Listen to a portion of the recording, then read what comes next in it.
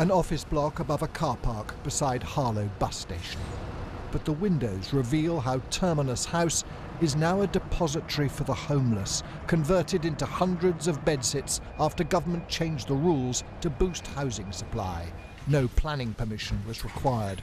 Yep, so I'm just trying to make something good out of a bad situation. Terminus House was the end of the road for Judith Chen, sent here like almost everyone in the block because she has nowhere else to go. London councils export their homeless to Harlow, the vulnerable and the desperate, cheek by jowl, a recipe for conflict. There was a fight that I even had blood all over my front door. Couldn't get back to sleep because of all the screaming and the punching, and people were knocking up against my door, I guess, while they were fighting and trying to break it up. And there's families in here? Yeah, I mean, we've got babies, we've got 2 little girls. So yeah, lots of babies.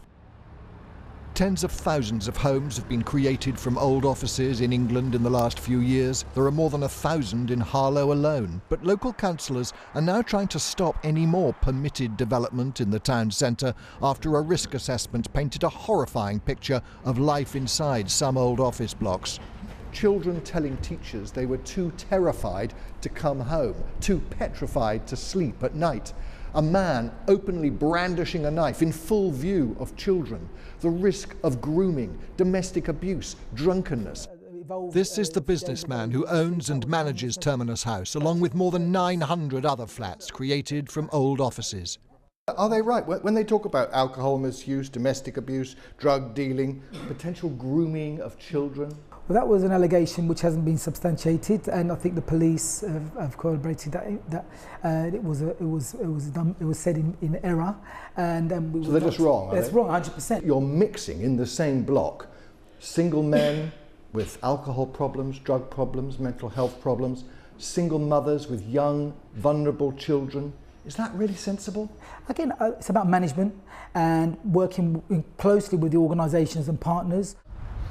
This office block on a Harlow industrial estate is where Enfield Council now sends its homeless, including families with small children. A 30-minute walk to the town centre, mums feel abandoned and frightened. We just live in the middle of nowhere.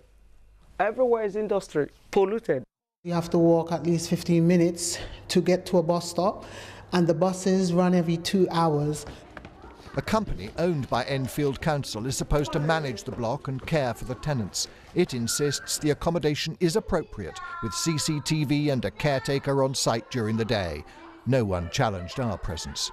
If we literally drew the footprint of a typical small flat on the floor here. Architect Julia Park has become incensed at what permitted development can produce. She's found flats of just 13 square metres, less than half the size demanded in planning guidance. Some are even designed with no windows. I've been so shocked, I just feel I can't let it go unnoticed. We do need a lot more houses. Is this not a sensible answer? It's not the answer in any way. It's the wrong housing in the wrong place, and it will lead to potentially catastrophic consequences. The government believes permitted development can transform beleaguered high streets, turning empty shops into happy homes. In Southampton, we found a fireplace showroom that's now flats. So from one shop, we now have 1, 2, 3, 4, round the corner, 5, 6 separate flats, and all of them are less than half the recommended size in official guidance. The resident of this flat, like others, says she's content to live in a tiny home because the rents are affordable. The government points out that turning offices into houses has boosted the number of extra dwellings. They plan to expand the use of permitted development rights. But in our hurry to solve the housing crisis, are we in danger of redefining what we mean by a decent home? Mark Easton, BBC News.